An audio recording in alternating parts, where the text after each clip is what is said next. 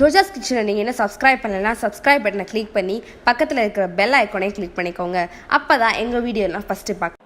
இன்றைக்கி நம்ம கிச்சன் என்ன பார்க்க போகிறோம் அப்படின்னு பார்த்தீங்கன்னா, தக்காளி சாதம் பார்க்க போகிறோம். அதுக்கு கடாயில் 2 ஸ்பூன் எண்ணெய் ஊற்றி அதை எண்ணெய் காஞ்ச பிறகு இப்போ நான் கடுகை பொரிய விட்டுருக்கேன். இப்போ கடுகு நல்லா பொரிஞ்சிருச்சு. இப்போ நம்ம 1 ஸ்பூன் கடலப்பருப்பு போட்டுக்கலாம். கடலப்பருப்பு நல்லா வறுத்துக்கோங்க.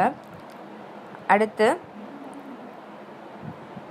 ஒரு பிரிஞ்சி இலை, 2 துண்டு பட்டை, 2 கிராம்பு, ஒரு ஏலக்காய் இதெல்லாம் போட்டு நல்லா வறுத்துக்கோங்க.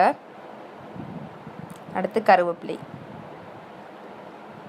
இப்போ ஒரு பச்சை மிளகாய் சேர்க்குறேன். குட்டி குட்டியாக கட் பண்ண ஒரு பச்சை மிளகாய்.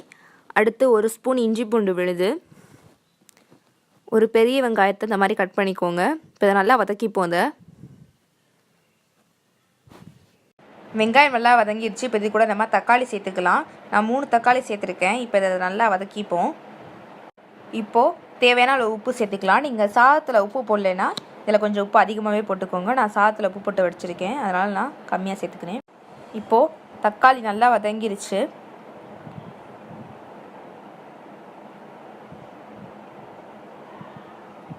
நல்லா வதங்கிருச்சு. இப்போ நம்ம அது கூட மஞ்சத்தூள் சேர்த்துக்கலாம். மஞ்சத்தூள் 1.5 டீஸ்பூன் சேர்த்துக்கோங்க. அடுத்து 1 ஸ்பூன் மிளகாய்த்தூள், 1 ஸ்பூன் கரம் மசாலா தூள். இப்போ இது எல்லாத்தையுமே நல்லா மிக்ஸ் பண்ணிடலாம். இப்போ நம்ம இது கூட கொஞ்சம் புதினா சேர்த்துக்கலாம். நல்லா மிக்ஸ் பண்ணிடுவோம் அதையும்.